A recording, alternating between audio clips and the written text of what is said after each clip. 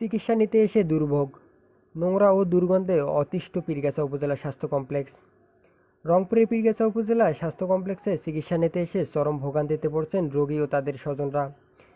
অভিযোগ উঠেছে, হাসপাতালের বিভিন্ন ওয়ার্ড, বারান্দা ও আশপাশের পরিবেশ দীর্ঘদিন ধরে অপরিচ্ছন্ন অবস্থায় পড়ে রয়েছে।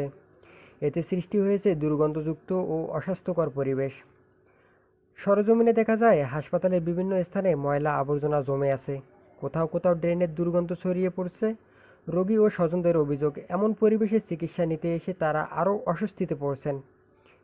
এক রোগীর স্বজন বলেন, যে বাথরুমের অবস্থা দেখে আসলাম আমার বোনকে নিয়ে যায়, কি নোংরা, আরো অসুস্থ সুস্থ মানুষও অসুস্থ হয়ে যাবে এমন অবস্থা দেখে আসলাম।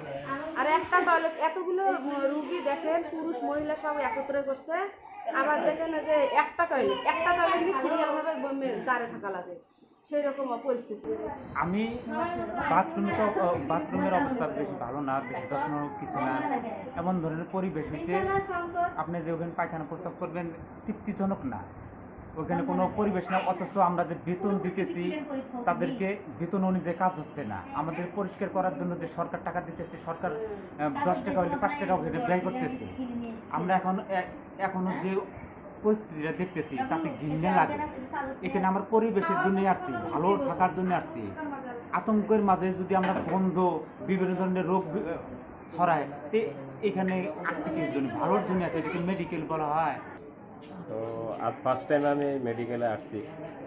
এর বিগত দিনগুলোতে আমি বিভিন্ন মোবাইলের মাধ্যমে, সোশ্যাল মিডিয়ার মাধ্যমে দেখছি এখানকার পরিবেশ সম্বন্ধে। আজ আমি সরজমিনে এখানে আসছি। আমি বিভিন্ন জায়গায় ঘুরছি, ঘোরার পরে দেখি বিভিন্ন ওয়ার্ডের সামনে ময়লা আবর্জনা, পানের পিক।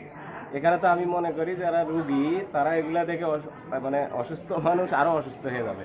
এখানে এমন একটা পরিবেশ আমি দেখতেছি।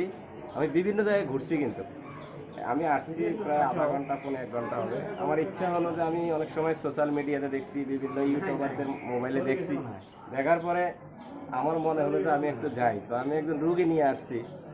তা আমি একজন ভুক্তভোগী মনে করি নিজেকে। যে এখানে আমি ঘুরছি, অনেক জায়গায় ঘোরার পরে দেখি যে আপনি দেখতে পারবেন এখানে পানের পিক আছে, তারপরে পেপার, কাগজ, মানে এতটা ময়লা আবর্জনা যেখানে নিঃশ্বাস ফেলাটাও মানে কষ্টকর।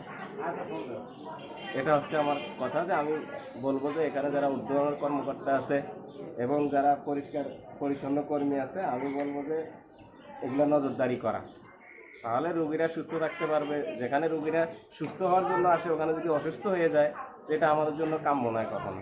আমরা চাই এখানে একটা সুস্থ পরিবেশ, ভালো একটা পরিবেশ, রোগীরা যেন। সোহেল রানা, গণকণ্ঠ নিউজ, পীরগাছা, রংপুর।